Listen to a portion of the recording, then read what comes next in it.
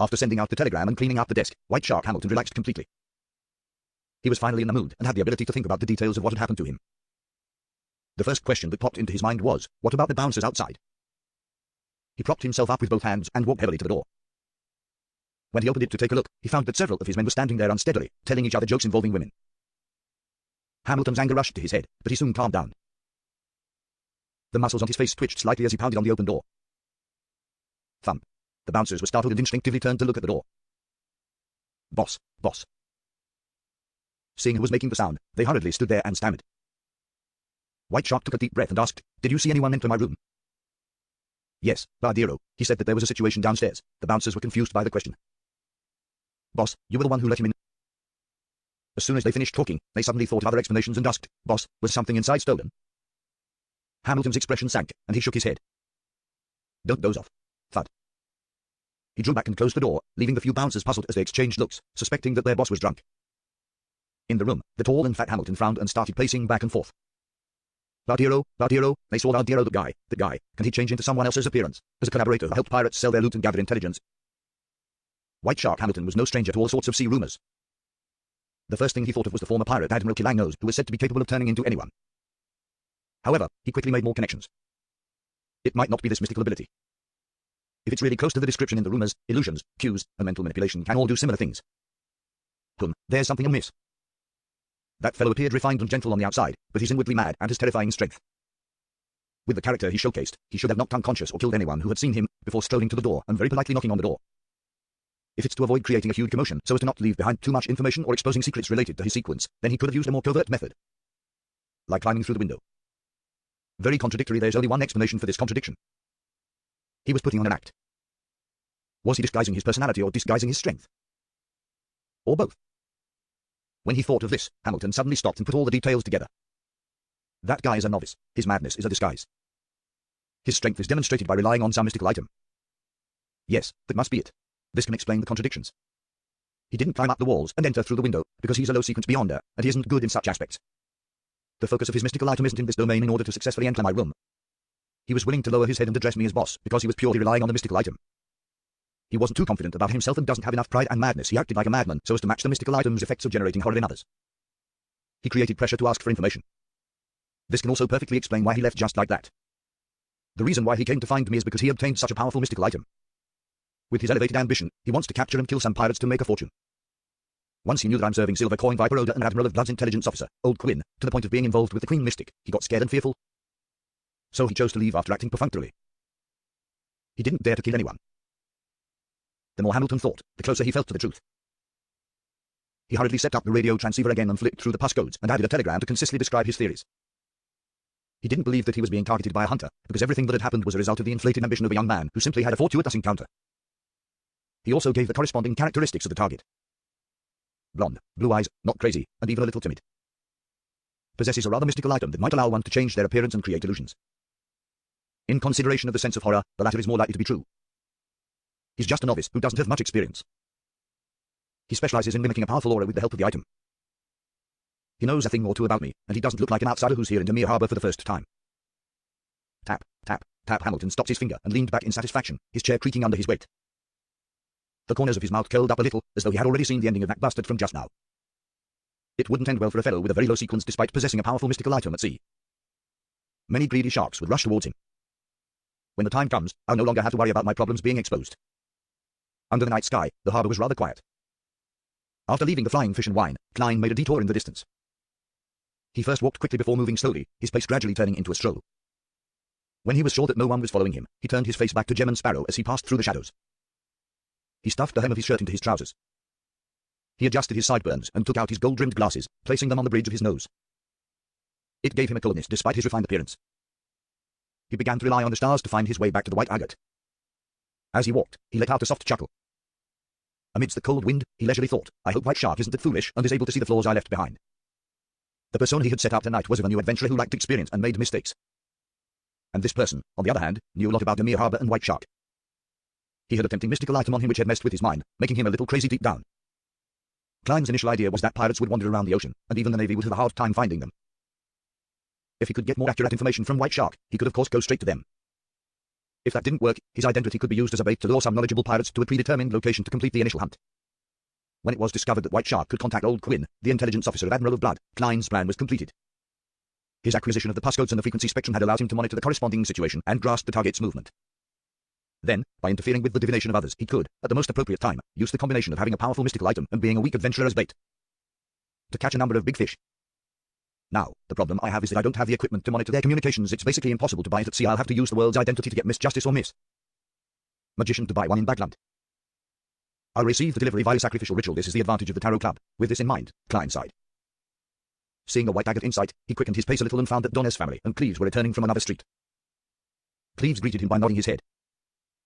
Just like when they officially met, he said in a low voice, I heard there was trouble at Flying Fish and Wine. Very well informed and rather familiar with the Harbour, Klein smiled and replied, I only taught 2 cheats a lesson. Cleves' brows twitched slightly, suddenly feeling that his impression of Gemon Sparrow was a little wrong. After his previous observation and interaction, he felt that, although this young adventurer was a bit sharp, a bit reserved, and a bit cold, he could still be considered someone who smiled, was polite, and knew when to advance or retreat. But now, he was a bit uncertain. He felt that there might be a hidden flame of madness hidden in the recesses of his heart. At this moment, Donner's father interrupted, Mr. Cleves, who is this? A colleague, Gemon Sparrow. Cleves introduced him in a very simple manner. With a polite smile, Klein extended his right palm. It's my honor to meet you. In the future, if you need anyone, and if you can't find Cleves and the others, you can consider me. No problem. I hope you're as strong and professional as them. Donner's father shook hands with Klein with apparent warmth and introduced himself, Urdi Branch. Klein had just released his grip on the box when his spiritual perception was triggered. He felt that there was something strange inside the gift boxes the Branch servants were holding. He quietly activated his spirit vision and discovered that the gift box contained strips of cured meat. However, the surface of the cured meat had very rich colors of red, white, and black spots. They looked they were things from the spirit world. There's the aura of the spirit world, but they're practically harmless. This cured meat is very special. Klein was surprised. Noticing his gaze, Donner's father laughed and said, This is a specialty of the Mirror Harbor. In the center of the island, there's an extinct volcano. There are a few cracks in the surrounding underground caves where a natural hot wind blows. Curing meat there allows the meat to gain a wonderful and unique flavor. It can be used as gifts for friends.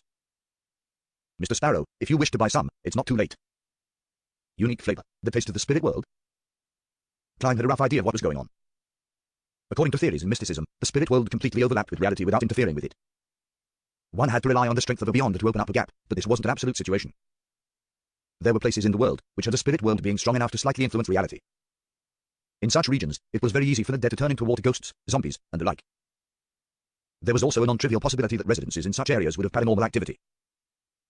A similar situation should have occurred in the interior of the Mirror Harbor's underground caves, but it's not serious and doesn't cause any abnormalities.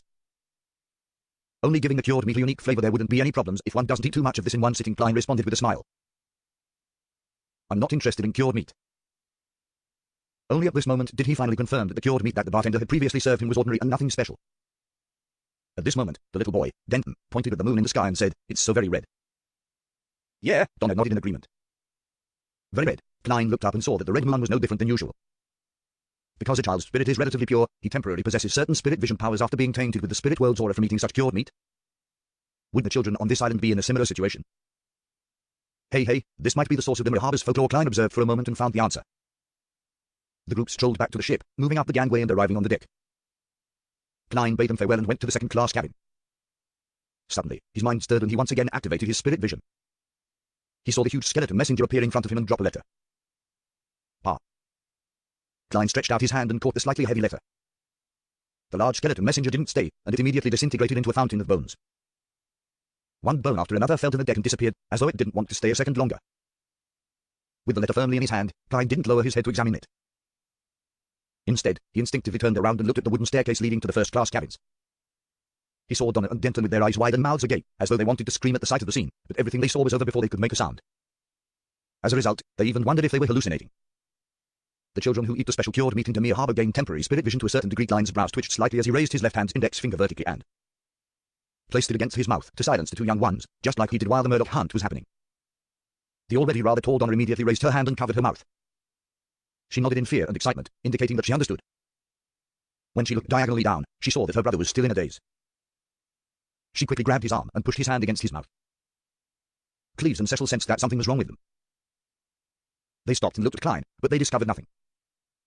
Facing their stares, Klein calmly nodded and continued walking to his room. A gold coin had appeared in his hand without anyone realizing. It was tossed up, and it tumbled around as though it possessed life. Ding. The gold coin landed with the number facing up, indicating a negative result. This meant that the tiny episode wouldn't be detrimental to Klein. Seriously, the current messenger isn't polite at all.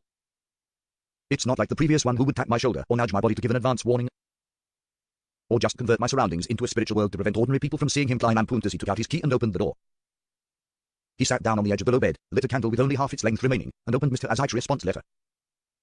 As he pulled out the items inside, the first one that caught his eye was the Dark Emperor card. Looking at that face which pissed him off, Klein let out a breath of relief and eased his worries. He wasn't afraid that Mr. Azite wouldn't return it to him, as he had that minimum level of trust.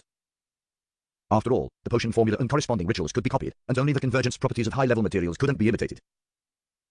And since this was clearly not Azite's pathway, nor was it one of the switchable paths available to him, so a powerhouse like him had no need for it.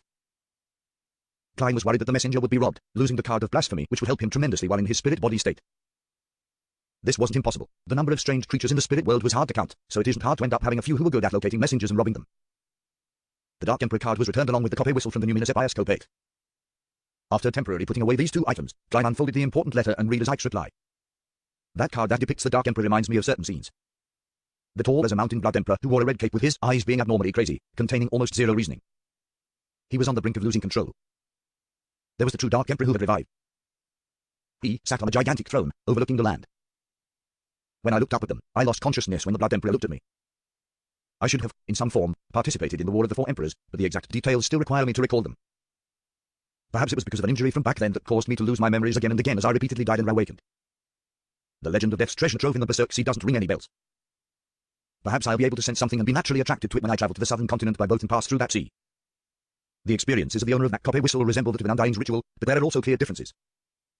I can sense evil auras and the premonition of danger. I believe the owner of the copper whistle is in a strange and terrifying state.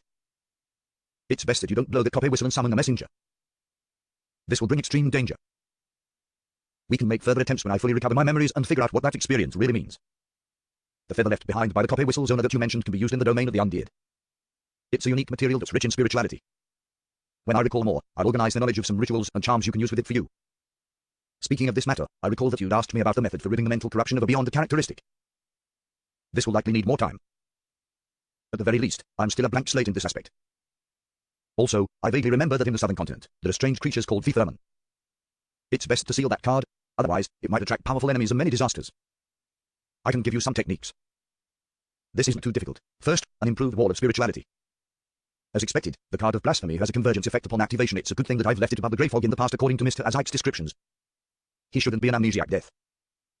Otherwise, he wouldn't have looked up to the Blood Emperor and the Dark Emperor. It's likely that he's a son of death, participating in the War of the Four Emperors by accompanying the deity. Unfortunately, he suffered from severe injuries as he thought. Klein produced a flame and burned the letter. Then, he tried the sealing technique and practiced what Azite had taught him in the letter. After doing all of this, he held a ritual and brought the Dark Emperor card and the Numinous Epioscope 8's copper whistle into the mysterious space above the grey fog, eliminating all possibilities of any accidents.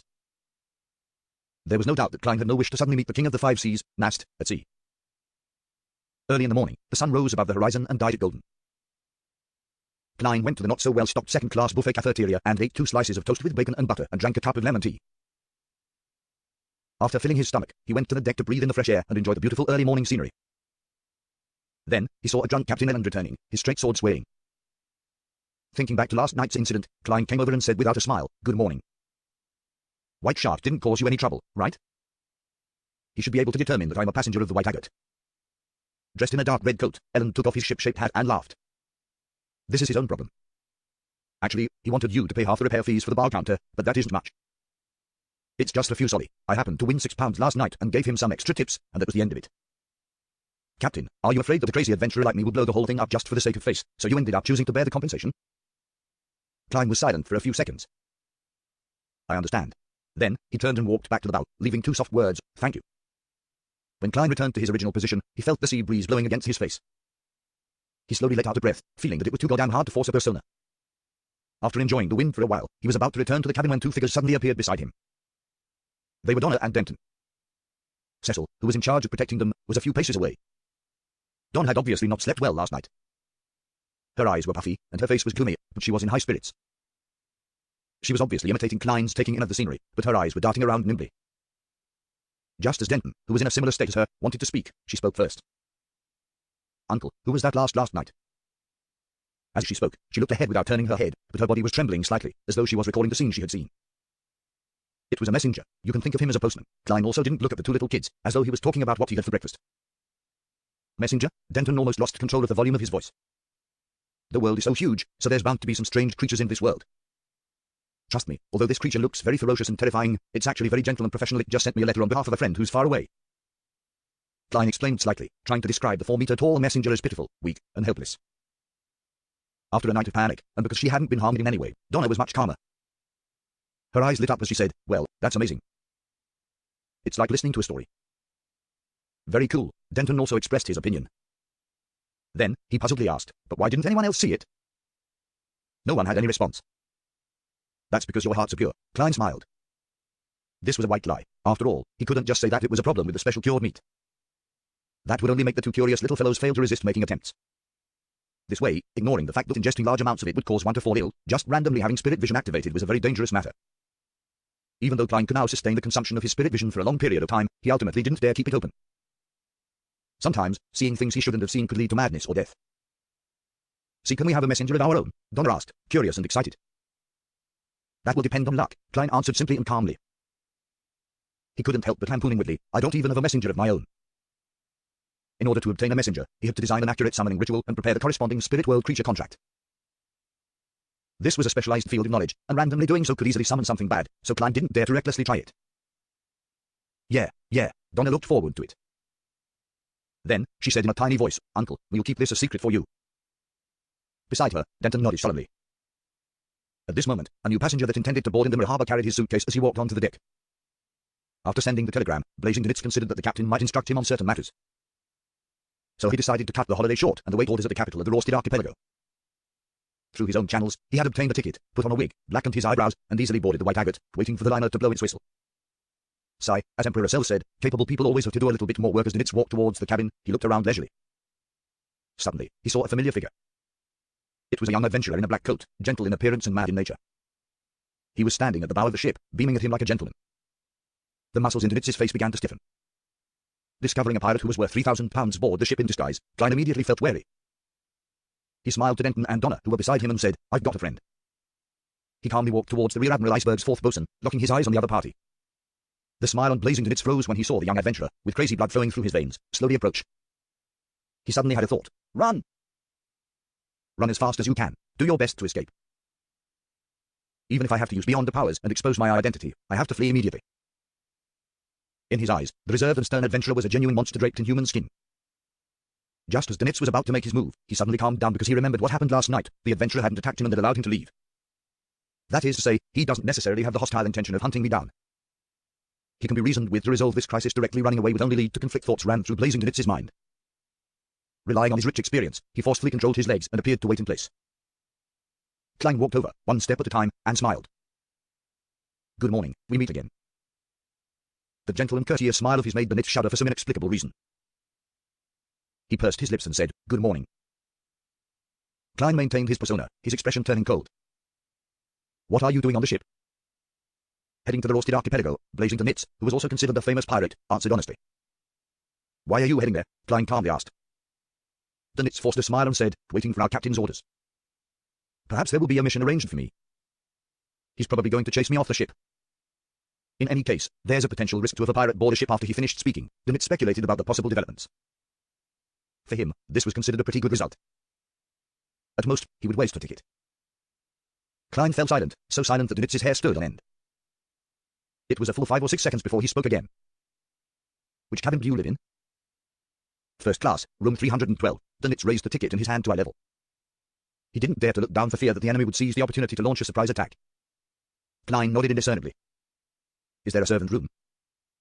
"Yes," Blazing Knits subconsciously answered, but his heart was at a loss. He had no idea why the man was posing such a question at him. Then, he heard the man say to him in a flat tone like he was speaking to a subordinate, "You will sleep there." "Huh?" "Where? I'll be sleeping in the servant's room." "Aren't you going to chase me off the ship?" Knits was somewhat stunned as he blurted out, "Why?" Klein glanced at him and said one word in a faint voice, "Hostage." "Hostage. He's worried that I'm a planted agent on the ship, making it easier for the pirate fleet to plunder the White Agate, so he plans to use me as a hostage."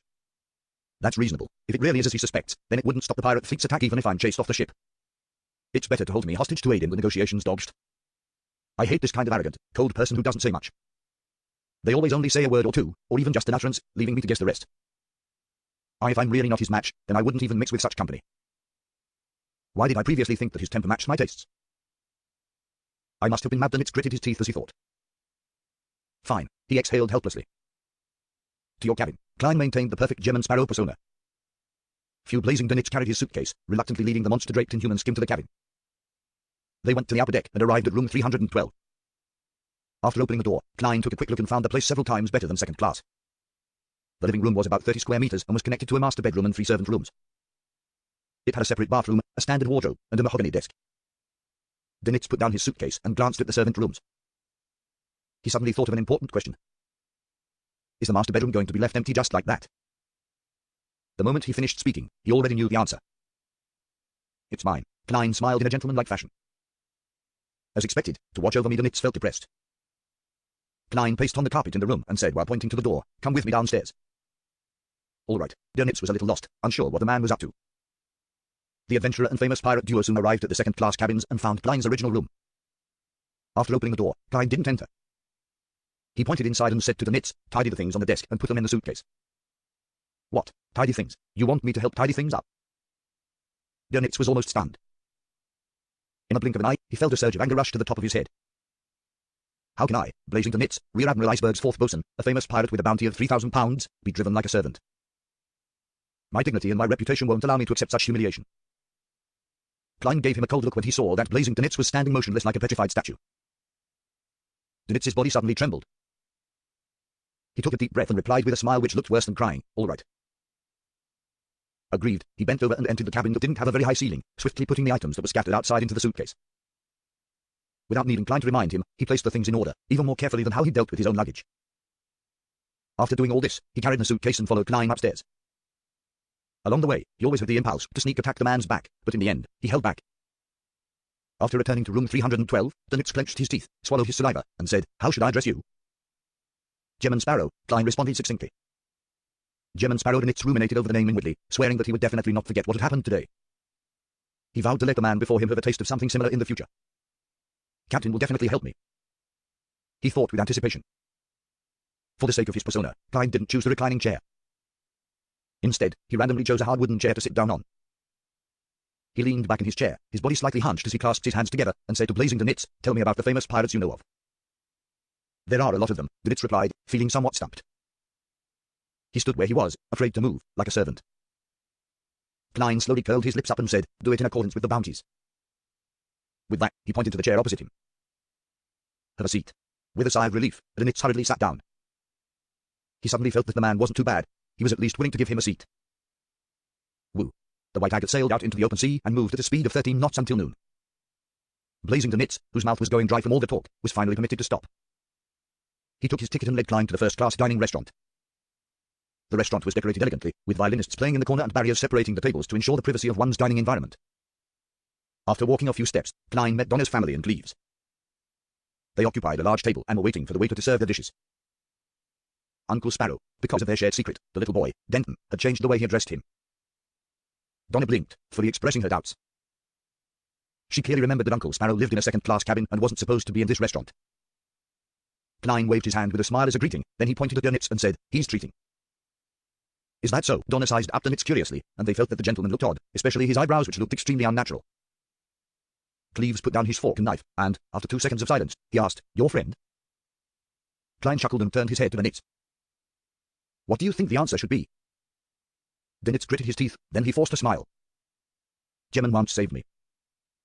"Yes, that's right. Otherwise, I might have already been killed by him for the sake of claiming the bounty." Dönitz consoled himself. Cleves looked Dönitz up and down a few times and said nothing more. Passing the Donner family, Klein found a table by the window. The waiter came with great enthusiasm and handed over the menu. Charcoal steak, red wine foie gras, vegetable salad. Dönitz scanned the menu and couldn't help but sigh. Ships that dock for resupplying every 2 to 3 days are better. There's plenty of fresh food. When you encounter a ship that floats on the sea for 1 to 2 weeks, you can only cycle between beer, cured meat, and various canned goods. It's so monotonous that it drives you crazy. However, the sea itself will also provide fresh food. Hey, but this requires one to have sufficient judgment. We had a sailor on our ship who once had a beautiful lobster, only to suffer diarrhea until his ass nearly. As a pirate, he had a habit of using vulgar language for descriptions, but after he looked at German Sparrow's expression, he changed his vocabulary. Suffer diarrhea until his ass nearly fell off. I have reason to suspect that there were other factors. Although your captain is a woman, there should be very few women in the crew. Furthermore, with the sailors unable to get ashore for a long period of time, they must be thirsty. Klein silently lampooned, took the menu, and drew a line according to the price. All of these. All right, the waiter's expression didn't change at all. At that moment, Klein saw Captain Elland enter the dining room and pass by, so he simply greeted him. When he looked back, he saw that Blazing Donitz was already looking out the window, as if he was watching the scenery. The captain knows you, Klein asked in a tone close to a statement. Donitz let out a hollow chuckle. We fought his crew back when he was the bosun of the Wilhelm V. Besides, I'm also considered quite a famous pirate. At this point, Donitz recalled his current situation and suddenly became depressed. Hence, he changed the topic. I've always wondered why just Elland would suddenly quit the Navy. By then, he was already an arbiter. A beyonder was allowed to leave the fleet. Without Donitz's deliberate explanation, Klein easily understood why he found it strange. In a talks team, even the civilian staff would experience strict restrictions. Even a normal resignation would require them to sign a lifelong confidentiality agreement. They weren't allowed to leave the Netalks team's area that they originally belonged to, and once they were approved to move to another city, they had to immediately register at the local overnight church. From such rules, it could be seen how the officials treated beyonders' powers and related matters. A beyonder who had drunk a potion wouldn't be able to leave their organization so easily. Klein clearly remembered that Miss Justice initially had the means and channels to become a beyonder, but she didn't attempt them. The reason given was that she didn't want to lose her freedom. Similar thoughts ran through his mind, but they didn't become words, because the polite but cold Gemman Sparrow wouldn't be interested in such rumors. So what? Klein looked at the table where on the table and calmly asked. Do you know how to make conversation? Blazing Donitz secretly drew a breath and squeezed out a smile. Ha ha, I just found it strange. We all suspected that he had joined MI9, and that he was using his identity as a captain to monitor the sea routes. It's possible. Klein picked up a glass of water and took a sip. The dishes he ordered were served one by one according to their type. The restaurant even gave him 2 complimentary cups of sweet, bubbling, and light gold premium wine. Klein stopped talking and concentrated on enjoying the food, feeling that it was indeed much better than the second-class dining room. The melodious tunes of a violin resonated amidst the sounds produced from the slight contact between the cutlery and plates. The blue and open sea outside the window rippled quietly, and everything seemed perfect. As Klein was about to be served dessert, a crewman came stomping in and ran to the table where Elland was sitting. Captain, there's a pirate ship. He didn't suppress his voice. Most of the passengers were shocked and stopped eating. Klein looked up, looking across him at Donitz with his eyes dark and cold. Blazing Donitz stiffened for a second, then he smiled bitterly. He lowered his voice and said, if I were to say that this has nothing to do with me, will you believe me? Klein's eyelids twitched as he slowly smiled. Yes. Yes, you sounded the BTCH. Donitz was so furious that he almost cursed. He maintained his smile and said, your wisdom is enough to judge everything. At that moment, Elland quickly asked about the situation. He stood up and said to the panicking first-class passengers, there's only one pirate ship. We have enough power to deal with it. Ladies and gentlemen, please return to your rooms in an orderly manner and await the arrival of good news. Believe me, the damage caused by chaos far exceeds whatever damage those pirates can do. I don't wish to hear rumors in the future that although we, the White Agate, had succeeded in repelling the pirates, a handful of passengers had fallen and injured themselves. Under his arrangements, and with the support of the crew, Donner and the others left the dining room and returned to their own cabins, which included Klein and Blazing Donitz. I thought you were going to temporarily take over the White Agate and try to keep it safe from harm, Donitz commented inside room 312 as he closed the door, as though he was watching a play. To be able to immediately throw out an olive branch and talk about Creed's remuneration after finding a suitable candidate showed that he was an extroverted bosun who liked to talk with others. Klein glanced at him, then went to the window and looked out. He saw a large ship with a red skull flag fluttering as it cruised towards them. There were chimneys and sails. Know them. Klein held his hands in his pocket and stood behind the thick glass window. Donitz walked to a spot diagonally behind him. After looking into the distance for 2 seconds, he said, Red Skull. A small medium band of pirates. The captain is Sea Wolf Johnson with the bounty of £900. The first mate is One-Eyed Anderson with the bounty of £500. In the pirate world, a bounty was an important reference point that determined one's status and standing. Considering that he didn't have the ability to move underwater adeptly, it would be easy to have innocents die if he allowed the pirates to board the ship. Klein was silent for a few seconds before asking, do they know you? Of course, Donitz instantly straightened his back. They're qualified to participate in distinguished gatherings between pirates. I once kicked them in the ass. As expected of a famous pirate worth £3,000, Klein asked without a change in expression, do they have binoculars? That's an essential item. Even if a ship is placed under control, there will be sailors standing on the observation deck, using binoculars to observe the surroundings to prevent any surprise attacks. Donitz replied scornfully. He could finally tell that this dangerous fellow was a new adventurer, and it was very likely that this was his first time at sea. Was he a famous bounty hunter? A member of a secret organization? Donitz subconsciously guessed Gemman Sparrow's past. During such times, where the captain and the first mate used their binoculars to observe us, Klein originally wanted to address them as £900 and £500, but he found it a bit impolite. Definitely, they have to keep track of their target, Dinitz replied, slightly puzzled. He didn't understand Gem and Sparrow's goal for asking such questions. From his point of view, if he had his powerful strength, he definitely would have allowed the Red Skull pirates to approach, find an opportunity to board their ship, and then eliminate everyone. Klein tilted his head and looked at Dinitz before revealing a gentlemanly and warm smile. That's good. What do you want to do? Don't smile like that. Dinitz suddenly panicked and summoned the courage to fight back. Take off your wig, Klein calmly ordered. Huh? Dinitz was puzzled as he slowly removed the wig from his head. Klein took out a special bottle of extract from his secret pocket and handed it over. Wipe your eyebrows and face clean. This was a mystical makeup removal extract he had prepared before advancing to Faceless. He had used it when attacking the Wraith from the Rose School of Thought.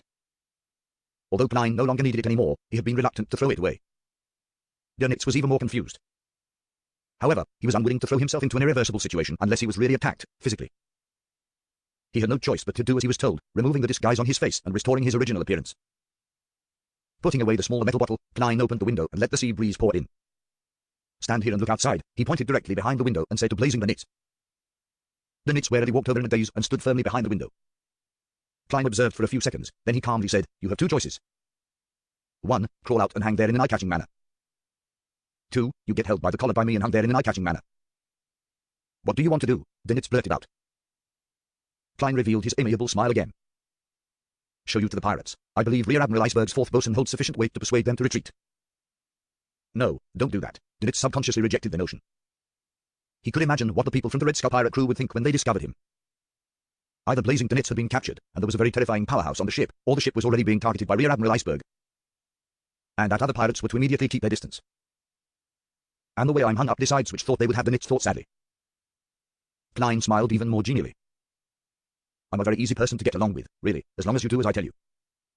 At this moment, Dinitz once again felt the indescribable sense of hunger. He felt as if his flesh and soul could be torn from his body at any moment. After weighing the pros and cons for a second, he half raised his hands, gritted his teeth, and smiled. I'll do it myself. Holding back his anger and grievances, Dinitz turned and climbed out of the window.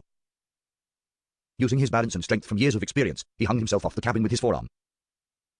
Don't try to escape. I'm not a patient man. Klein's face turned cold as he gently reminded. Dinitz resisted the urge to release his forearm and jumped straight down. On the pirate ship in the distance, the crew responsible for observing the White Agate sent a message to Sea Wolf Johnson. Boss, there's a weird guy hanging out the window over there. Johnson was stunned for a second. He raised his binoculars and placed it in front of his eyes. He quickly discovered the strange fellow who his subordinate was talking about. The man's position was simply too eye-catching. Isn't that Blazing Dinitz? Johnson's brows twitched as he recognized the man. How did he get on the White Agate? What's the meaning of him hanging outside? This is Rear Admiral Iceberg's prey? After a series of questions, Sea Wolf came to a conclusion. He raised his right hand and said, Everyone take note. Stay far away from this area immediately. In room 305, Cleves stood by the window with the revolver gripped tightly in his hand as a precaution against the potential sea skirmish. Donna's family was a little frightened. They didn't return to their respective bedrooms, but they instead sat in the living room, waiting for the bombardment to begin. Cecil and the other bodyguard, Teague, stood guard beside them, fully alert. At this moment, a look of confusion appeared in Cleves' slightly aged eyes. After a few minutes, he took a step back, lowered his muzzle, and said to the people, the pirates have left. What? This development left Orrery Branch and the others surprised and confused. They had no idea what the pirates were thinking. Room 312. Blazing Dinitz crawled back and couldn't help but give a snort. You're borrowing my captain's reputation. She really hates these kinds of things. Just wait for Rear Admiral Iceberg to teach you a lesson. Dinitz thought angrily. Klein quietly listened and asked, I remember her reward in Lowen was £26,000. This madman Dinitz couldn't find the words to respond. Captain, the Red Skull pirates have fled. A sailor rushed into the captain's quarters. They fled. Erland lifted his telescope and looked quizzically at the calm sea, just in time to see the Red Skull disappear into the horizon. He frowned, completely unable to understand how such a development could have occurred. From his point of view, the White Agate's armaments definitely weren't capable of scaring off the Red Skull pirates. It was guaranteed that both parties would have to circle around each other dozens of times during the skirmish and fire multiple shots in order to ensure that the other party found them a tough nut to crack. Without daring to engage in a prolonged, they would then rationally choose to retreat. Could it be that the Red Skull was just passing by and had no intention of plundering us? However, if they weren't here to plunder, why would they enter the sea route? This is the easiest place to be stopped by the naval fleet and the Church's ships. Even the 4 kings and 7 admirals would still try their best to keep a low profile when they passed by the surrounding seas. Erland was filled with doubts. And he felt that things weren't that simple. Being careful keeps one away from disaster. I mustn't be careless. Erland put away his yellow-brown telescope and paced back and forth. He half raised his hand and said to the navigator, "We shall dock at Banzi Harbour tonight. Report our encounter with the pirates to the Navy and the Church." According to their usual plan, the next stop for the White Agate would be to Taiwan Airport, and it would probably take 3 days at 13 knots to reach it. From Taiwan Airport, it would finally reach the capital of the Rorstad Archipelago, the city of Generosity, Bayam. And there was a faster way to sail from Pritz Harbour to Bayam, which was to stop only once in the middle of the voyage, at Banzi Harbour, about 120 nautical miles from Dimmer Harbour. The Red Skull really left. Donna's father, Uri Branch, walked to the window and looked out into the distance. Cleves calmly nodded and said, "Yes." Just as he finished his sentence, a sailor's shout sounded from outside. "The danger has been averted. The danger has been averted." Upon receiving official confirmation, Donna and Denton finally relaxed and had the courage to approach the window and look outside. Are the Red Skull pirates that powerful? Donna's eyes widened as she searched for a ship that had already gone far away. "Very powerful," Cleves gave his answer. "How powerful are they?" Denton immediately pressed. On the other side, the bodyguard, Teague, straightened his hair and chuckled. "Even if we don't include the cannons and hundreds of pirates on the ship, just Captain Johnson and the first mate Anderson are extremely powerful on their own. Anderson's nickname is One-Eyed. The bounty reward for him in the kingdom is £500. All of us in this room added together with the help of a few sailors, might be able to defeat him in battle. As for Johnson, who's nicknamed Sea Wolf, he can easily finish such an opponent. If he were to board a ship, no one would be able to stop him. His bounty is worth £900, nearly £1,000. Is that a lot?" Donna was surprised at the potency of Sea Wolf and One-Eyed, as well as their bounty. In her memory, her father earned a total of £1,500 a year. A lot. This is a reward that they or their heads could directly be exchanged for. The items they have on demand, the things they've plundered, will also belong to you. The kingdom will buy it at the market price, and you will still have the chance to obtain the bounties from other countries, Cecil explained. On the sea, pirates with a bounty of more than £300 are rather powerful. For those who are close to or above £1,000, they'll be rather famous in the sea they plough. And I mean vast sea expanses like the Sonia Sea or the Fog Sea. Therefore, the 4 kings and 7 admirals are considered famous throughout the 5 seas, Donna innocently asked. Cleves replied seriously, "Yes." "In that case, are the Red Skull pirates very famous in the entire Sonia Sea?" Donna asked with concise logic. "Yes," Teague nodded. "But why did they flee?" Donna blinked. It might not have been them fleeing, Cecil didn't know the reason either. Cleves looked out a window again as he knitted his brows. Maybe there's another reason. Maybe they had no plans to plunder us at all. They just came across us. Other reasons? Donna suddenly had a guess. Could it be Uncle Sparrow's tall as a house, gentle messenger that scared them away? Yeah, it's really scary. Donna's mind bubbled like boiling water. She turned her head excitedly and looked down to realize her brother's eyes were shining as well. The 2 of them pursed their lips and immediately realized that their thoughts were the same. "Let's go out and get some air on this level." Donna found a reason to drag her brother out of room 305. Outside, Denton said in a suppressed voice, "Are we going to find Uncle Sparrow?" "Exactly." Donna smiled with a spirited look. "I saw him enter room 312. Inside room 312. Blazington Nitz, who no longer mentioned Rear Admiral Iceberg, looked at the Red Skull which had turned its bow around them TSKD with laughter. They must have been frightened by the declaration of the Navy's cannons and the news that a pirate crew had been destroyed recently. They actually took the risk of raiding this sea route in order to earn enough money before leaving the sea. Hey, so what if there are giant ship cannons? The Navy and the Church have a lot of powerful things, and they've always existed. But never have they made it impossible for us to continue being pirates. We can't beat them head on, but we can always escape, right? They can't possibly stay with the merchant ships forever, can they? I know, the ironclad warship is getting bigger and bigger, and the steam engine installed in it will also become stronger. One day, the speed will break through 18 knots, 20 knots, and once they're on your tail, one can only wait to be caught. However, the sea is so vast, tens of thousands of ships can't even fill a corner even if they were all thrown there. There are also a lot of unexplored areas at sea. One can hide in those places after doing something. Although it's dangerous, there are still opportunities. This fellow is indeed the talkative type. Don't you think that a crazy adventurer wouldn't care about these things? Klein looked away and scanned the room. His gaze finally fell on his leather suitcase. He then raised his chin and said, "Wash the dirty clothes inside." The expression on the garrulous Dinitz's face froze. He yearned to burn the entire ship down. He felt that his anger was like gushing steam that had lifted the gate of reason. Dinitz opened his mouth and took a breath before repeating it again. His flushed face softened as he asked without a smile on his face, "Is that all?" "Only the dirty ones. The coat just needs to be brushed." Klein was almost amused by the man's show of anger, and he felt that this was what Dinitz deserved from robbing the innocent. The clothes in his suitcase were the ones he changed out of last night after a shower. As he felt a little lazy, he had only washed his underwear. "Calm down, don't lose control." "Calm down, don't lose control." After admonishing himself several times, Dinitz walked over to Jem and Sparrow's suitcase, opened it, and took out the clothes that needed cleaning. Just as he was getting busy in the bathroom, he heard the doorbell jingle. Klein opened the door to find Donna and Denton. "Uncle Sparrow, I hope I didn't disturb you." Donna's eyes darted left and right. No, Klein stepped aside. The two little fellows entered the room and were surprised to see the Nits doing the laundry. "Where are the servants?" Denton asked subconsciously. "Didn't bring them along," Klein answered for the Nits. Donna asked, in apparent confusion, "But there are laundry maids attached to first-class cabins. They're charged by the barrel." Before she could finish, the Nits froze. He had been so angry that he had forgotten about it. The Nits shook the water from his hand, turned, and forced a smile at Gem and Sparrow. "Can I hire the laundry maid for help?" Klein didn't insist on seeing the pirate make a fool of himself, so he smiled and said, "I only care about the results." Phew, the Nits heaved a sigh of relief. Their back-and-forth question-and-answer exchange made Donna realize that something was wrong. The young lady asked in suspicion, "Uncle Sparrow, and you two friends? Why does he look different from before?" Klein found a chair and sat down. Without hiding anything, he calmly said, "To be exact, he's my prisoner of war." Prisoner of war? Denton looked around in a daze, not remembering when the two uncles had a conflict. At first, Donna was puzzled, but then her heart skipped a beat. She cheerfully asked, Is he a pirate?" "Yeah," Klein nodded gently. "The Red Skull pirates were also scared off by you, Uncle Sparrow," Donna pressed in excitement. Klein shot a glance at the Nits and replied without an expression, in a way. Having all her questions answered, Donna felt abnormally pleased. She glanced at the Nits and unknowingly lowered her voice. "Uncle Sparrow, does he have a name?" "No, does he have a bounty on him?" "No, I mustn't let anyone know of what happened to me." The Nits opened his mouth in a bid to answer before Klein. "I'm Seg."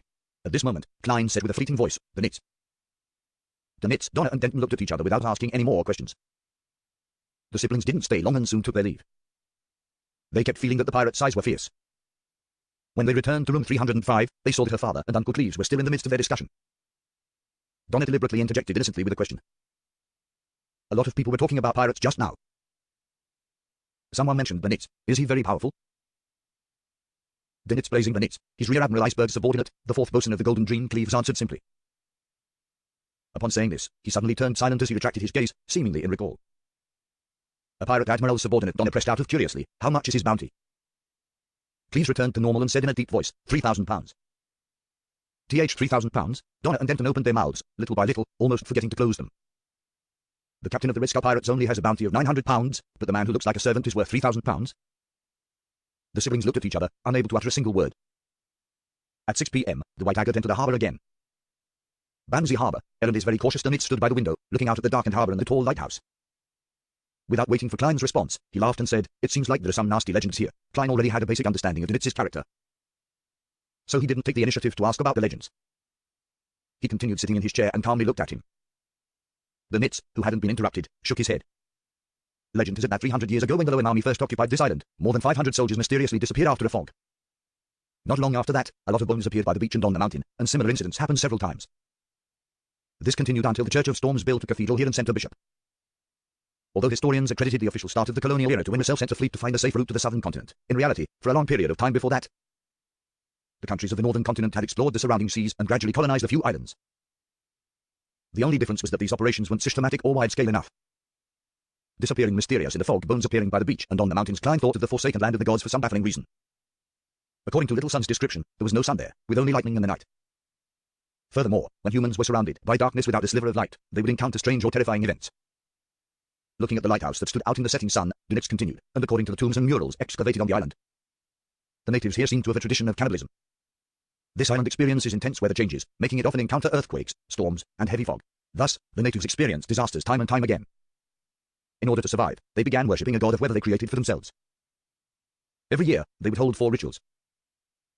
The rituals involved killing chosen worshippers as they shared in the blood and flesh before burying the worshippers' heads in the sacrificial altar.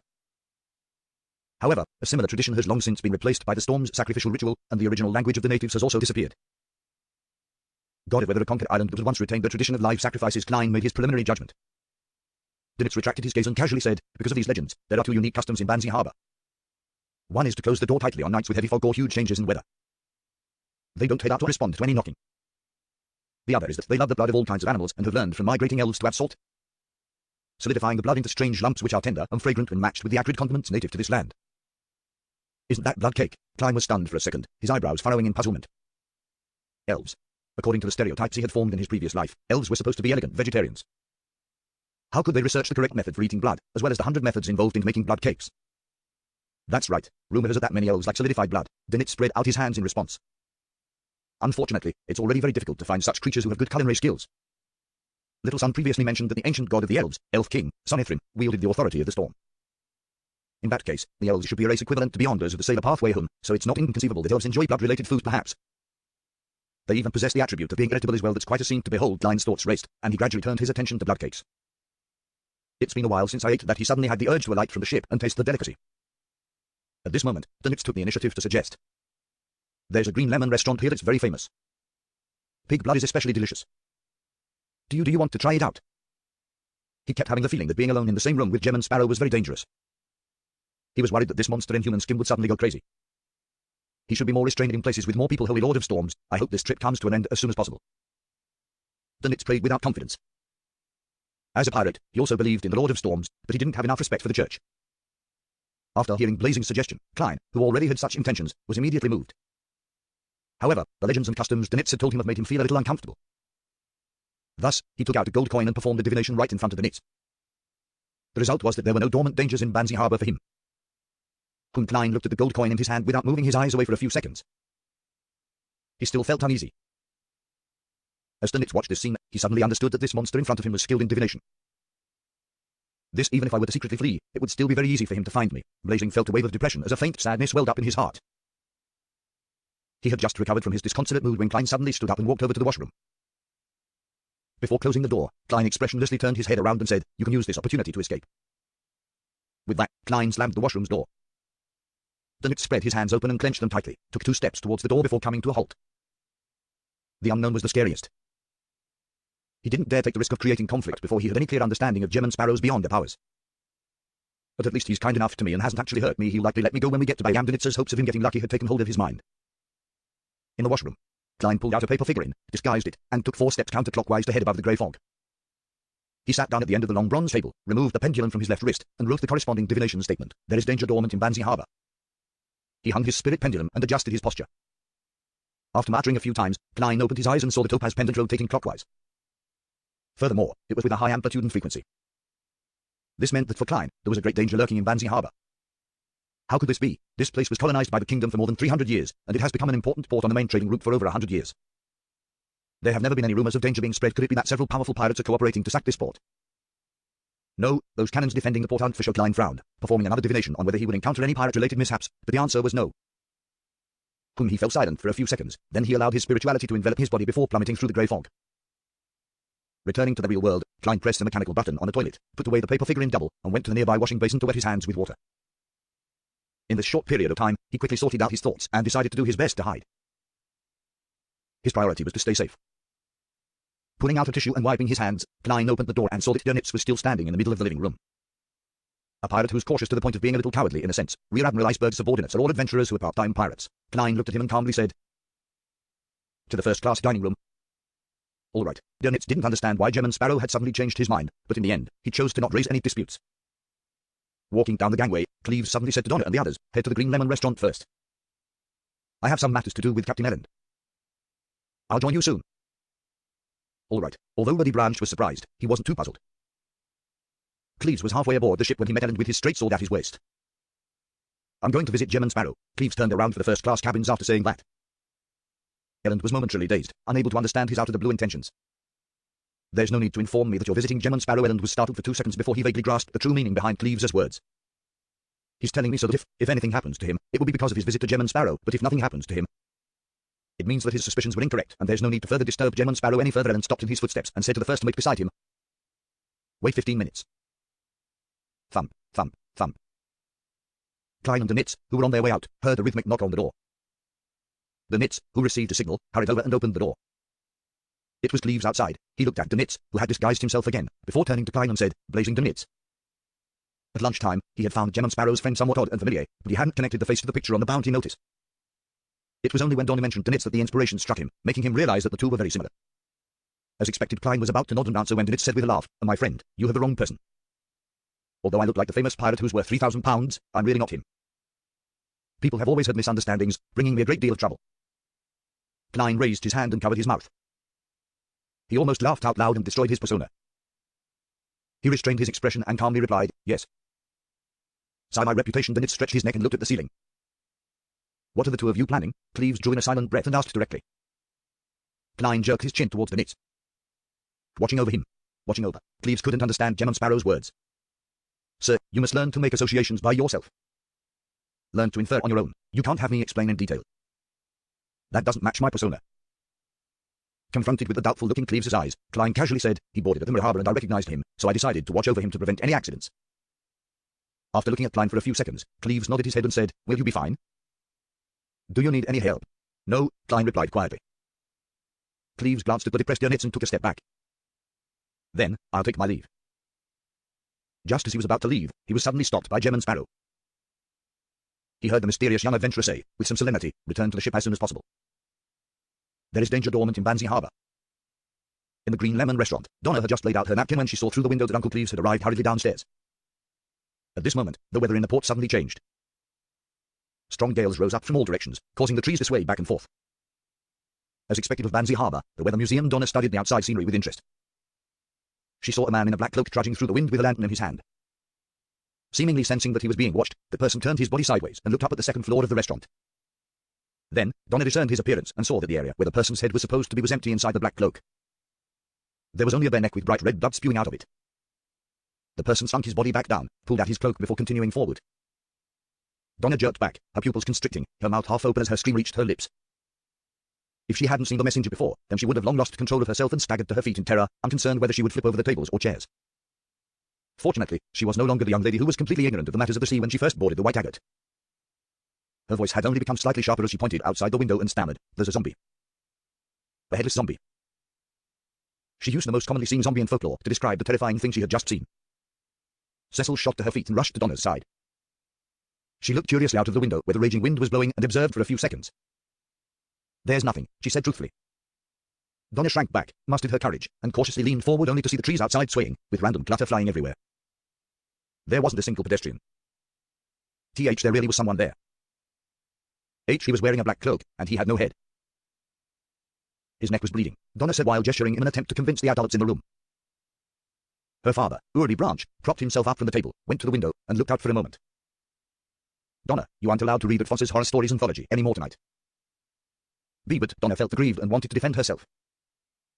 At this moment, Cleves came up to the second floor and approached, asking, what happened? Donna said she saw a zombie, a headless zombie, the other bodyguard, Teague, explained with a chuckle. Cleves was silent for 2 seconds, then he nodded at Donna. It's okay, this will pass. The wind outside is very strong and dangerous. We'll leave when things calm down. In the eyes of Donna, Uncle Cleves' words indicated that he believed her and had chosen the safest solution. But in the eyes of Audie, Teague, and the others, this was merely a clumsy tactic to comfort the child. Seeing that Donna was still a little nervous and that his real employer wasn't too satisfied, Cleves pulled out a chair and sat down as he calmly said, there's a strange tradition in Banzi Harbor. They don't leave the buildings or respond to any knocks on the door when the weather turns stormy at night. If you open the door, will you be taken away by the zombie? Denton suddenly asked in enlightenment, having seen the messenger with his sister. You can think of it that way. Cleves picked up a glass of water and took a sip.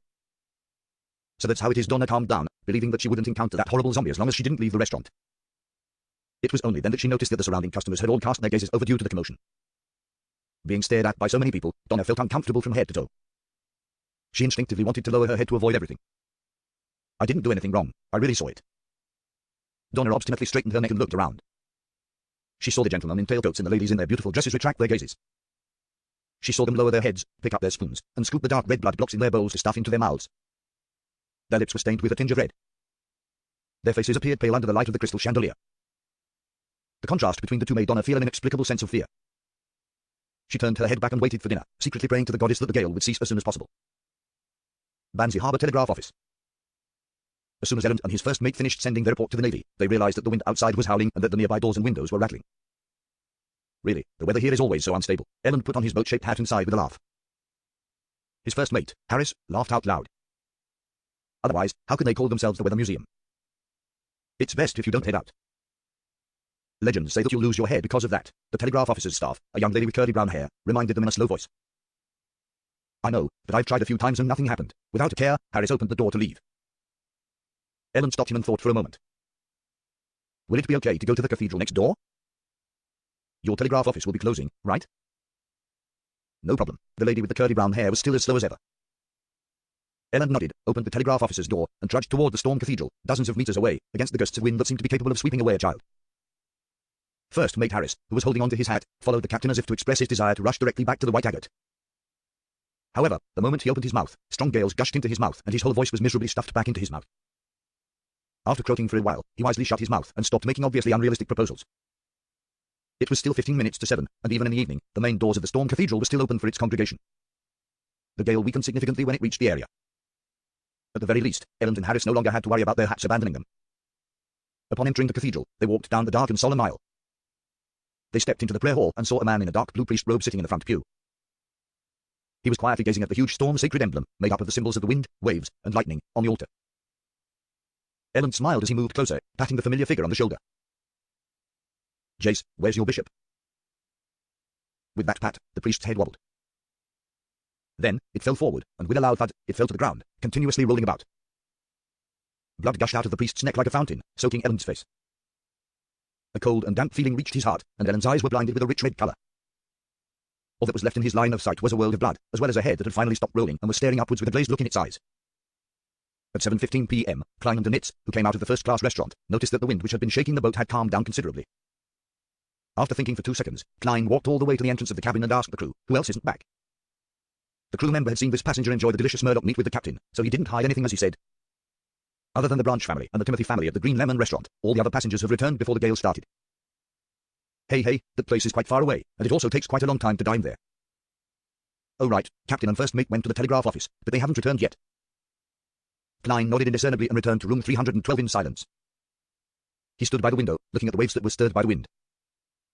Even without using the mysterious space above the grey fog to divine, his own spiritual intuition made him vaguely sense that something bad was brewing and happening. After waiting another 5 minutes, he still didn't see Captain Elend and Donner's family return. Klein glanced sideways at Donitz, making the famous pirate slouching in the reclining chair sit up straight. Klein looked away, said nothing, and went into the washroom. He closed the door behind him, took out the paper figurine, disguised himself, and went above the grey fog, ready to make another divination. Before, he had considered the potential risks of Banzi Harbour, but now, after the wind had picked up, he intended to confirm the current level of danger. Banzi Harbour is dangerous. Klein held the spirit pendulum and began to recite the statement in a low voice. After repeating this over and over again, he opened his eyes and discovered that, although the topaz pendant was rotating clockwise, it wasn't spinning at a fast frequency or with large amplitudes. "There's danger, but it's within acceptable limits." This is in contradiction to the revelation from before, Klein whispered to himself as he leaned his elbows on the edge of the long bronze table. He quickly thought of one possibility, and that was that the current danger wasn't equal to the dormant danger. Only by triggering something or investigating it thoroughly would the iceberg hidden beneath the sea appear. This dormant danger might have existed for 300 or 400 years, or perhaps even longer, and not because of my arrival home. The current danger might even have nothing to do with the dormant danger. It's a pity that I don't have the necessary information to make a divination based on this conjecture. After interpreting, Klein quickly returned to the real world, left the washroom, and found a chair to sit on. He was silent, hesitant, and didn't move for a long time, which made Blazing Donitz feel strangely uneasy. Ever since German Sparrow mentioned that there was danger lurking in Banzi Harbour, this infamous pirate had been constantly worried. To be able to make this monster change his mind and avoid the danger at Green Lemon restaurant, it must be very terrifying. Why is my vacation so miserable? I'm plagued with bad luck. The atmosphere was so stifling that Donitz had to get up and pace back and forth. It was then that he saw the monster, German Sparrow, suddenly stand up, button his double-breasted frock coat, and walk over to the coat rack by the door. After taking his silk hat, Klein looked at Blazing and said without any expression, "You're free." "Huh?" Donitz only found it surreal. He suddenly understood what the monster was thinking of doing, and he blurted out in shock, "You want to save the captain and those ordinary people? Why, you were the one who said it's dangerous outside." Klein put on his half-top hat, picked up his black wooden cane, twisted the door handle, and replied calmly, "They cooperated with me. They kept my secret for me. He treated me to Murdoch meat. He helped me pay compensation for White Shark's loss." Donitz didn't react for a moment. Subconsciously, he asked, "How much was the compensation?" "A few soldi." Klein opened the door and walked out. Madman. This fellow is completely mad. Be it his treatment to others or himself, he's a madman. Donitz's mouth was half open as he felt speechless. Luckily, I'm a normal person. I'll stay in a safe place. Donitz retracted his gaze and thought in mockery and amusement. Just as this thought came to him, the wind howled again, rattling the windows and causing the candles in the room to flicker. Looking at this dark and turbulent scene, Donitz suddenly thought of a problem. The ship is anchored in the harbour, which was also part of Banzi Harbour. It's not safe either, and it could also be in danger. If I were to stay here on my own, then I might as well follow that monster. At least, he's very strong. He ran out of room 312 and caught up with Klein just as he was about to leave the cabin. Klein turned his head to glance at him. Although he didn't say anything, his puzzlement was very evident. Donitz hurriedly laughed. If I were to choose to retreat in the face of such trivial risks, I'll be mocked by all the pirates of the Sonia Sea. An excuse without exposing him, Klein borrowed a lantern from the crew.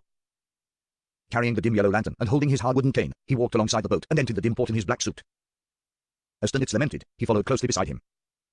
And like mainland cities such as Backland, Tingen, and Pritz Harbour, colonial islands such as Vanzi Harbour lacked gas. The lamps lining the two sides of the street were sparse. They had candles caged in glass, waiting to be lit. Unfortunately, the wind had picked up early, so no one went out in the evening. The candles didn't shine at the predetermined time, and the road was pitch black.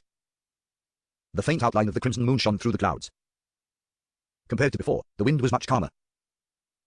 At the very least, Klein didn't need to be distracted keeping his hat on. The thin fog gradually pervaded the air, and the doors and windows of the mainly two-story houses were shut tight. It was pitch black and devoid of any light, as though no one had lived in the area for a long time. With a yellow lantern in one hand and a hard wooden cane in the other, Klein walked quickly down the quiet street in the direction of the Green Lemon restaurant, which Blazing Donitz had pointed out. Whoosh! Amidst the fog, the wind began to swirl as Klein felt a baffling chill down his neck. He lifted his right hand, which held the cane, and propped up the collar of his double-breasted frock coat, completely covering his neck. It was at this moment that a scene suddenly appeared in his mind. In the scene, a black shadow the size of a watermelon appeared from the fog and lunged for his ear. Without thinking, Klein swung his arm and forearm and struck out with his cane. Just as the black shadow came close, it was struck head-on and sent flying a long distance away. With the help of the lantern's light, Klein finally recognized the thing that had attacked him. It was a head.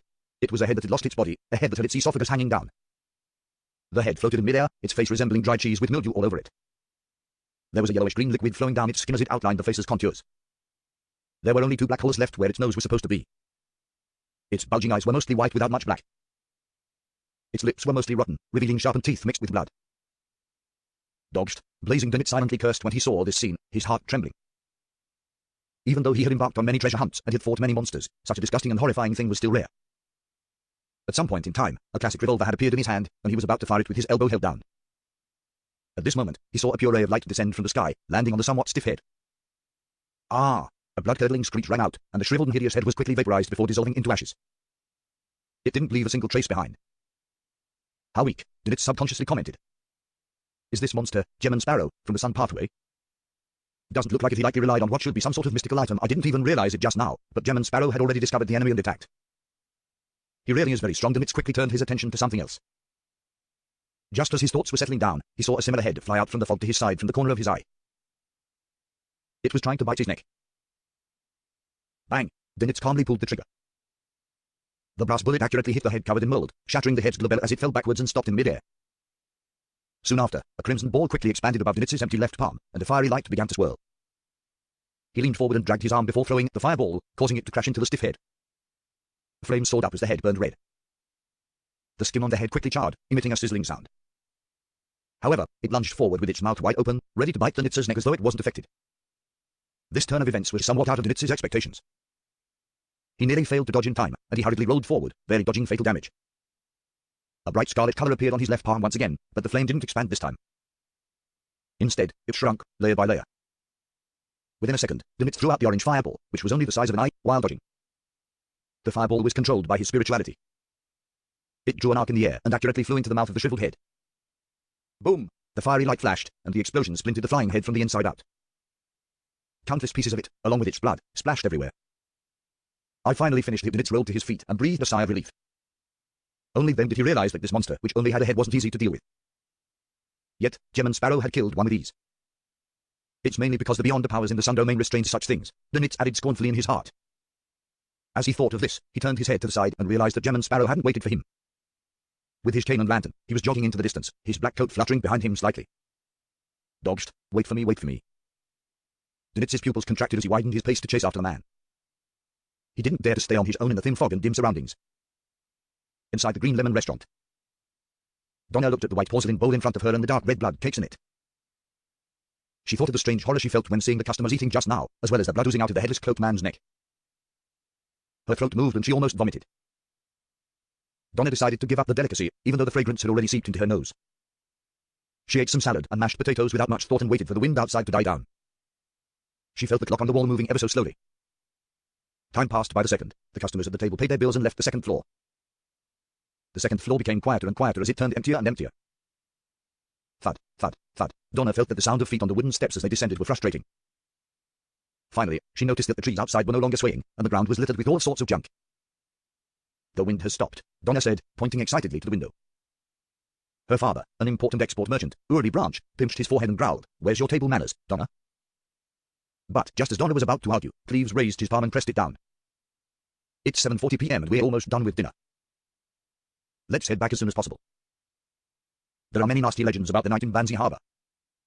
Every merchant who depended on the sea for a living was more or less superstitious, especially when it came to the legends of the natives. Therefore, Urdi fell silent and agreed with Cleves' suggestion. He quickly foot the bill and led his family and bodyguards down to the first floor. Cleves was about to open the door to find his way when a creaking sound came from a nearby room. Donna almost screamed out in fright and gripped Denton's hand tightly. A figure walked out, glanced at them, and calmly said, "It's fogged up. It's best not to go out." The figure wore a black tailcoat without a hat. There was a pair of glasses on the bridge of his nose. His face was fleshy and almost circular. "What are you trying to convey, Mr. Fox?" Cleves recognized him to be the owner of the Green Lemon restaurant. Fox said without much of an expression, "In Banzi, during the nights when the fog and weather drastically changes, it's best not to go out or respond to any knockings. Otherwise, one might encounter bad things." The more Donna listened, the more scared she became. She loudly emphasized, "People have already left ahead of us." Fox pointed to the rooms on the first floor. They chose to stay. Creak. Thud. As soon as Fox's voice fell, the doors to the various rooms opened either softly or heavily. The gentlemen and ladies from before came to the doors and quietly watched Donna and her family, who were considering to leave. "Perhaps we should respect the customs here," Urdi Branch said in deliberation. "Staying a night here won't affect our boarding of the ship." According to the experience Cleves was equipped with, he should have followed Fox's advice and stayed at the Green Lemon restaurant, but he remembered Gem and Sparrow's reminder. It was a reminder of a powerful adventurer who was watching blazing the nits. "There is danger dormant in Banzi Harbor. It doesn't refer to it being indoors or outdoors." Cleves quickly made his decision and said to Urdi, "Mr. Branch, please trust in my profession." "Yeah, I've seen a lot of folklore, but none of them are pragmatic," another bodyguard agreed. Before he finished his sentence, knocking sounds came from the restaurant's door and a series of screams could be heard from afar. "Look, there are knocking sounds." "Don't respond," Fox said slowly. Urdi's heart palpitated as he was about to choose to stay the night. Donna looked at the gentlemen and ladies standing at their doorways, and she felt that their gazes looked abnormally weird. "No, we have to return," the young lady stressed, almost screaming. Cleves could also feel the indescribable pressure and the coldness that seeped through his bones, and he once again stressed his opinion. "If there are any problems, then it'll be more dangerous staying here. There are cannons on the ship, as well as sailors with guns and sabers." This reason convinced Urdi, who motioned for Cleves to open the door. Cleves waited for the knocking to subside, then with one hand holding a gun, he pulled open the door with the other. The wind's howling had quietened and the darkness was deep amidst the spreading fog. It was as if there were many monsters hidden within. Donna held her younger brother, Denton, and, hiding behind Cecil, left the restaurant one step at a time. Creak. The door to the restaurant suddenly closed, preventing them from returning. At this moment, they were like ships stranded in a storm, as though they were the only ones left in this world. With the lantern in hand, Cleves walked in front when he suddenly saw something fly over and crash into the ground, rolling a few times. Donna and the others subconsciously looked over and immediately let out cries of terror. It was a shriveled, rotting head. Then they saw light. Light fell from the sky, and the disgusting head melted into nothingness. This, Urdi and the others swallowed hard, their bodies trembling. At that moment, they saw a faint yellow light approaching from the depths of the fog. It was a figure holding a lantern, wearing a half-top hat and a double-breasted frock coat which shared the same color as the night. The lines of his face were distinct, and there was an obvious sharpness in the coldness. "Uncle Sparrow," Donna and Denton cried out. They felt their hearts settle down. Klein tossed the lantern to Dönitz beside him, and he walked over with his cane in hand before calmly saying to Cleves and the others as if nothing was out of the ordinary, "Let's go to the telegraph office first." "What about the Timotais? Timotais?" "They're still in the restaurant," Urdi Branch subconsciously replied. He then pointed to the area where the moldy head had been purified and anxiously asked, "What was that just now?" Maintaining Gem and Sparrow's persona, Klein didn't answer and glanced at Dönitz before walking directly past Donna's family to the tightly closed door of the Green Lemon restaurant. Blazing Dönitz held his lantern and was relieved at having finally completed a goal. He straightened his back, looked at Urdi and the others, and scoffed. "You don't have to worry about what that was. Just know that it's a monster that will harm you." If Gem and Sparrow wasn't only a few meters away, he even wanted to proclaim, "Only I, Lord Blazing Dönitz, can protect you." Cleves exchanged glances with Cecil and Link before taking the initiative to step forward. He comforted his employers and said, "Leave your questions to after we get back to the White Agate." Frankly speaking, the three bodyguards had all been adventurers for varying periods of time. However, their understanding of monsters was still stuck at the level of folklore or stories of their drunken peers. They still found it rather surreal, as though they were in a dream. However, since they had seen creatures like Murlocs before, it wasn't that hard to accept other things. At most, they were a little weirder and uglier than Murlocs. When they thought of this, their hearts calmed significantly, and the guns in their hands seemed to regain their strength. However, the pure light that descended from the sky still exceeded their scope of understanding. They only felt that their world-view, outlook on life, and values that had long been formed had begun wavering. All they could do was temporarily ignore it, suppressing all their emotions to the bottom of their hearts. Klein stopped at the door of the Green Lemon restaurant, raised his right hand, and tapped it with his fingers. Thump, thump, thump. After he knocked 3 times in a rhythmic fashion, no one answered and there was silence. If not for the candlelight shining through the windows and the cracks in the door, Klein would have thought it was an empty building that had long been abandoned. Thump, thump, thump. He knocked 3 more times. Within the restaurant, the silence continued. Everyone seemed to be abiding by the custom of not responding to any knocking in foggy weather. Klein retracted his right hand and patted the hem of his double-breasted frock coat. Suddenly, he leaned back, lifted his knees, and kicked his right foot forward. With a bang, the restaurant's door suddenly opened wide, and all the nails that had fixed the copper lock popped out. Wearing a tailcoat, the boss, Fox, with his pudgy, nearly round face was still standing in his original position. The ladies and gentlemen who had chosen to stay the night all opened the doors one by one and stood quietly at the door, looking over without a word. What do you want? Fox didn't flare up, his tone the same as before. However, he had a revolver in his hand. With his spirit vision activated, Klein turned his head and looked around. He didn't find any traces of evil on any of the humans present. His gaze landed on the boss of the restaurant, and his gaze turned heavy. He looked into the owner's eyes and asked, "Where's the Timothy family?" Fox repressed his emotions, as though a storm was brewing in his dark brown eyes while he looked at the man for 2 seconds. Finally, he unnaturally turned his head and said, "There's another table. Foreigners, upstairs." "Get them to come down," Klein ordered coldly. Fox was silent for a few seconds, until the man quickly drew his gun and aimed it at his head. He took a deep breath and sent the waiter up to the 2nd floor, leading the Timothy family down the stairs. What happened? Timothy was a man who was more than 30 years of age. He was on vacation with his newly wedded wife. Klein lowered his gun and flatly said, "Something unexpected has happened in Banzi Harbor. Are you coming back with me to the ship or staying here?" Something unexpected. While Timothy ruminated over the words, he saw Woody Branch outside nodding at him solemnly. He knew that the other party was a very rich import and export merchant who had 3 bodyguards with him. He believed that if there were any unexpected circumstances, then it would be safer to stay with them, so the answer was obvious. As for the unique customs of Banzi Harbor, it was just a custom. He held his wife's hand and walked towards the door, politely smiling as he said, "All our things are on the ship. Of course we'll stick with you." "Thank you." He and his new wife expressed their gratitude in unison, walked past Klein, and joined with the Branch family outside. Klein withdrew his revolver, politely bowed at Fox and said, "Excuse us." With that, he turned around and walked towards Cleves and company, who were illuminated by the light leaking out from the restaurant. With a thud, the door of the Green Lemon restaurant closed once again, swaying slightly in the wind. Klein had actually noticed an unusual, subtle atmosphere just now, but since his spirit vision failed to obtain anything, he didn't wish to investigate it too deeply, lest he ignite the huge danger lurking in Banzi Harbor. He returned to Nitzer's side and did a head count with the light of the lantern. Donner's family of 4, their 3 bodyguards, the Timothy couple, and several servants are all present. Klein switched the hands in which he held his revolver and came with. Lifted his gun-wielding right hand, slipped it deep into the double-breasted frock coat, and rubbed the sun brooch. With a flash of dark golden light, an invisible force quickly spread outwards, flooding everyone present like a wave. Instantly, Donner and the others felt as if they had arrived in the south, like they were bathing in warm sunlight that dispersed the cold chill within their bodies. They were no longer as nervous and worried, as if they had found their courage again. The remnant black colors obtained from the special cured meat from the Harbor quickly disappeared along with the extremely minute amounts of wicked feelings. Sun Halo was able to enhance the courage of one's companions within a 20-meter radius and purify any evil forces within them. With the help of the brooch, and while under the control of Klein's spirituality and psyche, he could use the power of the sun to bypass any targets he didn't wish to help. "Let's head to the telegraph office first," Klein repeated himself as he held his cane in his left hand and his revolver in his right. After getting his bearings, he proceeded forward. Dinitz followed his directions and walked diagonally to the side. Cleves, Cecil, and Teague very professionally took charge of security for the other 2 flanks. With a party of more than 15 people, it's easy for us to suffer losses once we are attacked.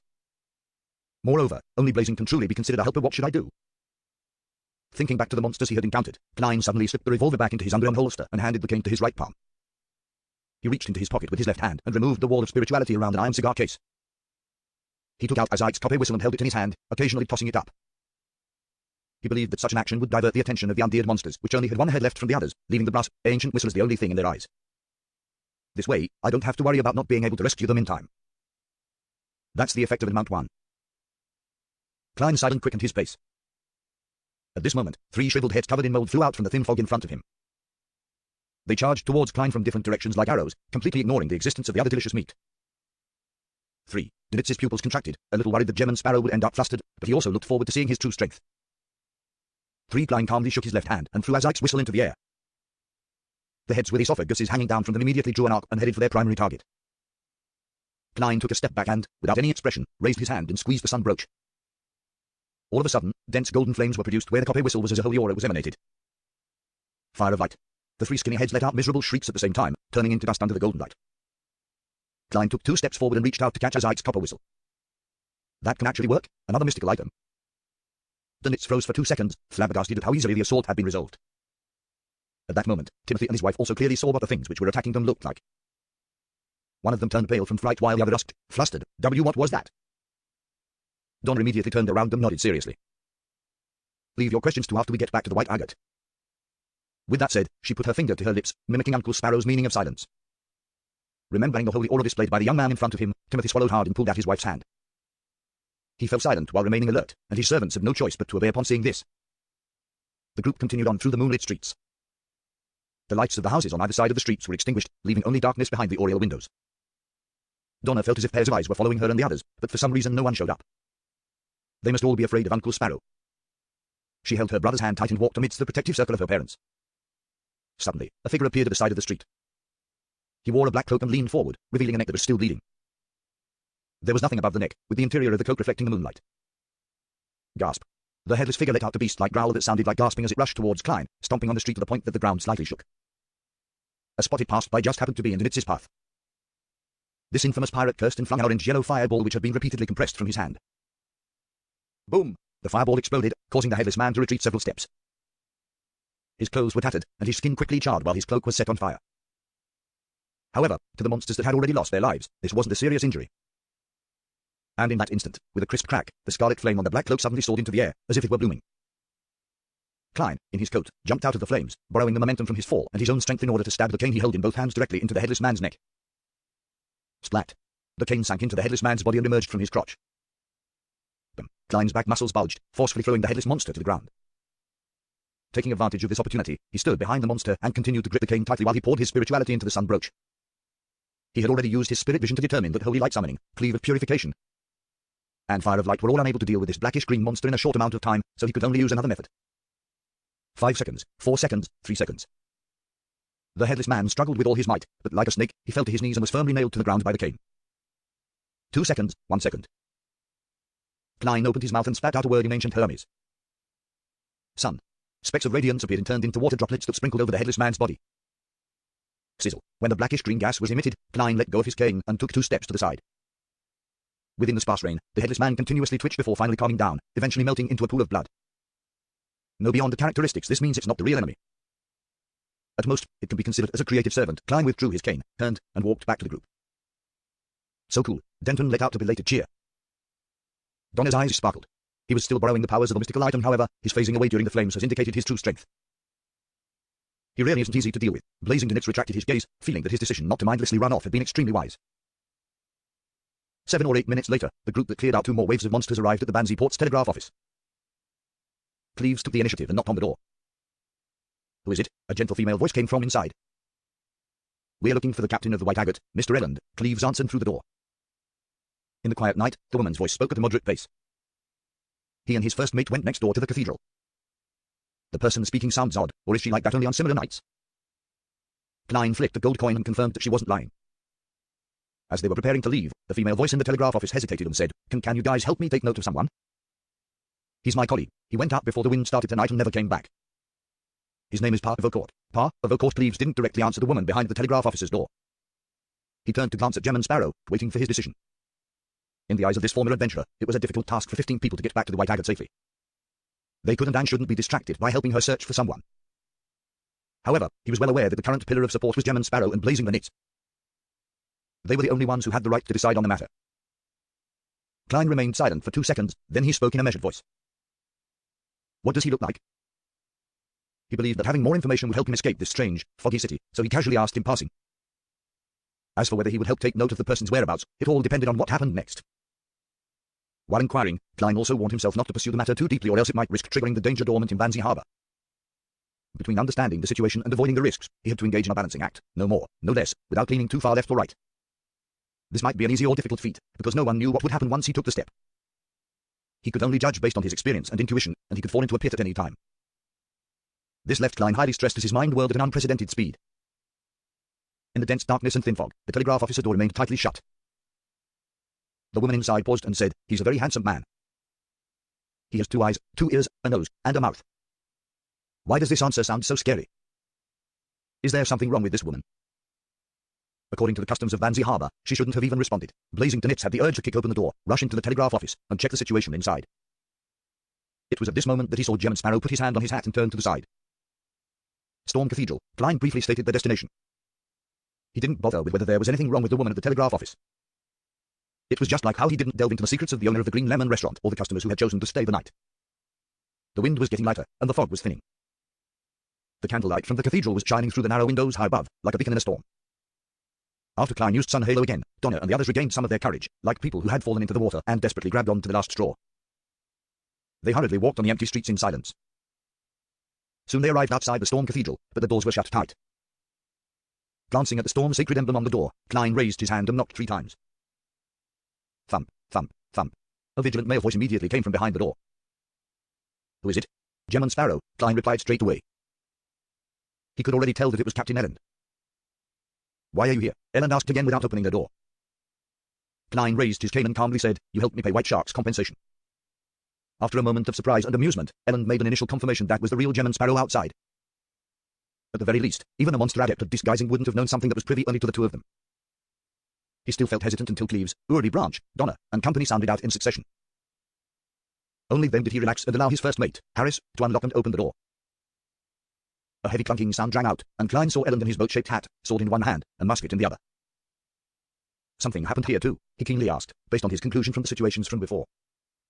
Elland stepped aside to let Donna and the others in. Then he pointed at the prayer hall and said, the priest I knew, Jace, died in there. He was decapitated, and Bishop Millet is nowhere to be found. Same for the other priests. Also, the servants in the church are all gone. A dead priest with a missing bishop. The whole cathedral is devoid of the living. This is a little problematic. Klein gripped the cold as ice copper whistle, his heart sinking. Of course, he was very clear that the priest and the bishop weren't the main force of the Church of Storm that managed beyond the matters in Vanzi Harbour. Underneath this cathedral, there was definitely a mandated Punisher team formed out of 6-8 Beyonders, as well as an indefinite number of sealed artifacts. Even high-sequence Beyonders wouldn't be able to wipe out this force in a short span of time without causing a stir. As long as they're alive and able to use sealed artifacts, the problem shouldn't be too terrible so, at this point in time. What is the mandated Punisher team doing? Based on his previous experience as an Etork, Klein made a guess at the standard operating procedures. In the process, he followed Elland to the prayer hall and examined the body of the deceased priest. Jace died a tragic death, as if his head had been decapitated while he was still alive. Unlike the monsters outside, his esophagus and head were separated. With Klein's spirit vision, this priest no longer had any remnant spirit. It would be very difficult to have a successful spirit channeling ritual. Is it due to a unique killing technique, or has it been dealt with accordingly? It's different from the monsters outside. Was it because the operation happened in a rush? Combining all that he knew, Klein concluded his previous speculation. He felt that there were 2 possibilities. 1, there was something of local origins, perhaps a living sealed artifact or a mid-sequence Beyonder, who had lost control underground. It escaped the cathedral and killed Jace while fleeing, causing the abnormal changes in Vanzi Harbour. The bishop, priests, and mandated punishers were in desperate pursuit, attempting to form a seal again or get rid of the perpetrator. The servants had been led underground and were under the protection of the remaining mandated punishers. But this didn't explain the strange behavior of the residents of Vanzi Harbour. The second possibility was that the primitive sacrifice ritual to the god of weather had been resurrected in a number of people in Vanzi Harbour, and that the flying heads and headless monsters were in adherence with the descriptions of flesh and blood consumption in the sacrificial rituals and the burying of heads in the altar. And due to some unknown reason, this group of people had raided the cathedral and killed Reverend Jess. The rest of the population had more or less understood the situation, but they had opted for silence. They might have already assaulted the area underground and are currently engaged in an intense battle with the mandated punishers, priests, and the bishop, who are aided by sealed artifacts. They might have transformed all the servants into monsters or thrown them out. It can also be that they're under pursuit from the Beyonders of the Church of Storms, and the servants have been sent underground to receive protection to prevent any accidents from the fact that Jace's corpse hasn't been used. There's a possibility that it's the latter development. If I were to head underground to confirm the situation, I'll definitely be attacked since we're unfamiliar Beyonders besides. The remnant strength might not be sufficient. Klein looked at the priest on the ground and realized that his Beyonder characteristic had condensed into a blue sapphire by his neck. He retracted his gaze and didn't pick up the item. He didn't want to attract the violent retaliation from the short-tempered Church of Storms, so he turned to Elland and Harris. Let's return to the ship first. He casually tossed a gold coin and confirmed that there was no battle currently going on underground. In any case, regardless of whether there were any mandated punishers present, the cathedral grounds were no longer suitable for prolonged stays. After all, Klein wasn't sure if his guess was right, and he could only make the safest choice. All right, Elland had no desire to stay here either, being in a situation where he waited nervously for any changes to befall him. As long as he returned to the White Agate, he would have many cannons and many sailors that could withstand accidents to a certain extent. After a short rest, the group left the cathedral. With the addition of Elland and Harris, the team's defense clearly became much tighter. Klein no longer needed to toss the copper whistle to attract the monsters, so he stuffed it back into his pocket. Shall we send a telegram to the Church of Storms' headquarters to report on Vanzi Harbour? After a few steps, Elland made a cautious suggestion. This way, even if there were major unforeseen events, as long as they held on, they would eventually be saved. Clyne didn't object. Walking through the thin fog ahead of him, he calmly said, "We'll pass by the telegraph office." Phew. Blazingtonitz breathed a sigh of relief, then his heart skipped a beat. He was afraid that the Church of Storms would perform investigations and discover that an infamous pirate had played an important role in this matter, and by then, he would probably still be trapped on the White Agate. Although I saved people, the mandated punishers aren't friendly to those who don't belong to them, especially when I'm a pirate stumped for a moment. Dinich decided to get over the immediate danger before considering other matters. After walking for a while, they saw the telegraph office in sight. A faint yellow light suddenly emerged from the side street and approached them from the depths of the fog. It was a middle-aged man carrying a lantern. It was a middle-aged man carrying a hurricane lamp. He wore a dark blue bishop robe embroidered with the symbol of the storm. His head was bowed and his face was pale. He was wheezing as he staggered while walking. Elend focused and blurted out, "Bishop Millet." The middle-aged man looked up, raised his hurricane lamp and said, "Elend, is it?" At this moment, Clyne took a step back, letting Elend stand out. He didn't wish for the Bishop of the Church of Storms to pay notice to him. Dinitz even shrunk his neck back, using Aldi's plump body to block himself. "Yes, Your Excellency, Jace is dead." What happened? Elend wasn't a novice, so he didn't directly step forward. Bishop Millet coughed and said, "An old custom has been revived. And a group of heathens with dirty blood running through their veins are beginning to offer live sacrifices and are consuming their flesh and blood." Jace noticed that they were problematic and ended up being killed by them. The matter can no longer be covered up. They used the sacrificial ritual to change the weather and tried to attack the cathedral. They were defeated by the mandated Punisher and fled to the mountain. They escaped to the cave where the altar is. I was injured in combat. Without being able to hold out much longer, all I could do was slowly make my way back. Just as he finished speaking, a bright ball of light burst out of the distant fog, as if countless bolts of lightning were striking down. With the help of this light, Clyne and the others could see the fog-covered mountain range by the shore, as well as the peak which was connected to thunderstorms. To a certain extent, this confirmed Bishop Millet's claim. Elend was about to step forward to support the Storm Bishop when he saw Gem and Sparrow take out a gold coin and mutter in a low voice, "He has ill intentions." Ding. The gold coin flew up and then tumbled in the air before landing in Clyne's palm, heads facing up. It meant a positive result. Bishop Millet stared straight at this scene, his light brown eyes suddenly flashing with a dark red light.